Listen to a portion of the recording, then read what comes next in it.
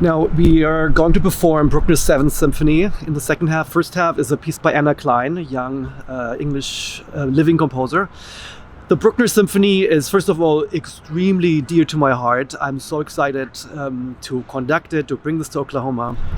Now, Bruckner was, next to Mahler, the other romantic composer who wrote really massive symphonies. Not just from the size of the orchestra, mostly from the length of the work, and from the expansiveness of the themes, from the expansiveness of the emotions that he put into the music. So, to the musicality, it is simply said massive. It's a huge scope of architecture, and in that context, oneself, the conductor, human, the orchestra becomes in a way small, in a good way, because you're just overwhelmed by the sheer sound that he is able to compose and then get from the orchestra. So as I said, in Bruckner's Seventh Symphony, there are 4 movements. The first movement is 25 minutes long. And if you think about it, a traditional sitcom is like 21 minutes long, 22. So first movement is one sitcom, and pick your favorite one. Then the second movement, again, is like 26, 27 minutes, another sitcom in a way. Just that one knows how to pace oneself. That it's not like, oh my gosh, it's already 20 minutes long, and well, that no, it's expansive in that sense that you pace yourself and say, okay, I will go into this concert and I will step out of this normal way of thinking that I have to be there, that something has to be a certain length. I will step out of time. That's the main thing. And just be. Be as if you would be outside watching the sun rise or the sun set without any place to go.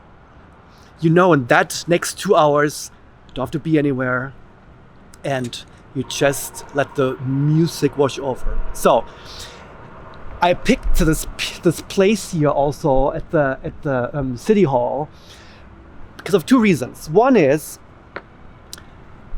I wanted to make a point that I'm fairly small in front of a big architectural structure. It's not so big, of course. So it's more like get some sense of size. And if one would think of the St. Peter's Dome in Rome, where it's just magnificent and huge, and you could actually go through it for 2 hours and constantly find something else. But humans, we become just small in a good way.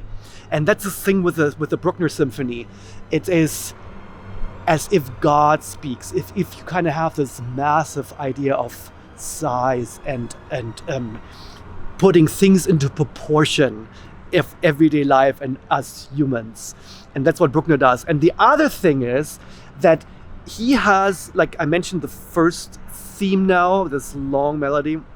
Well, there's another thing, that he composes as if you kind of see little motives at the facade, for example. So here the third theme is yum ba-da-dum bum bum bum bum bum bum ba-da-dum bum bum bum bum bum bum ba-da-dum dum ba-da-dum yum ba-da-dum ba-da-dum. So there's one little motive, as if you kind of go through those lines there, or it's very structured, it's very even, and very German in a way.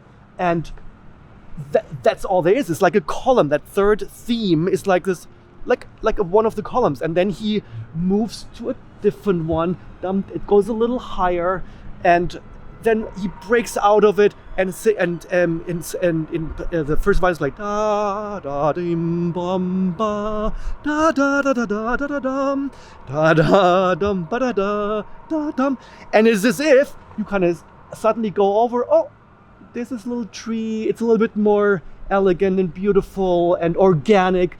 And then he's back to the big structure of the cathedral, and that way builds the symphony and the whole thing. So he goes back and forth between monumental architecture, and suddenly it becomes organic, as if the architecture itself becomes alive. Or you suddenly have a tree growing in the cathedral. Oh my God, so beautiful. And then you realize you're back in this massive cathedral. That's a little bit how this, like, a movement is like built or set up in with Bruckner. Now, I knew I wanted to program the Bruckner Symphony, and then was thinking, okay, how do I balance it? What is in the first half of the program? And most orchestras would play a Mozart piano concerto, something that sticks in the classical romantic framework. That this particular program that I put together, it's very much me. It's that, as I mentioned, this bombastic, almost spiritual sense of romantic music by Bruckner. But then I thought, what is the opposite? We are living in the 21st century. It is the 21st century, and composers are writing right now. And well, there are female composers writing right now. It's not only male, right? And so I really wanted to program something by a female living composer. And I heard Anna Clyne's work, Rift, and was really intrigued by it because it has a language that is, I feel like, our century. It's eclectic.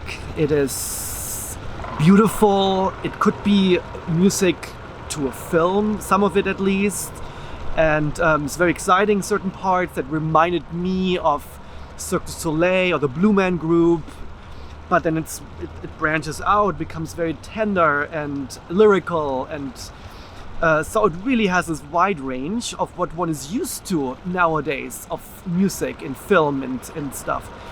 So that's why I picked Rift. And the other reason is that it was written for a contemporary ballet company, that contemporary dance company, and that now we have that amazing opportunity here to work with Leo Keigwin, a choreographer from New York City, using 4 dancers from New York, from his own company, combining them with 3 or 4 dancers here from the Oklahoma City Ballet. And that in itself is something that is really me and that I love to do, to kind of be rooted in the community and branch out, to be connecting on the national level with the arts and create something new. So it's a really big thing. We never had done that before with the Philharmonic. First of all, like contemporary dance on the stage with the full orchestra. Second, to have this combination with dancers, with artists from New York City here, with artists from Oklahoma City. So it's in its all, the entire thing is completely unique and reflects me a lot. And again, like the 21st century, I think, and it's really important to create something that has meaning with the whole generation, with all generations, and with the younger generation in particular in this case. So I'm very excited. Join us February 29th, Saturday evening, 8 o'clock at the Civic Center for a program colliding contrasts with Anna Clyne Rift and Bruckner 7 Symphony.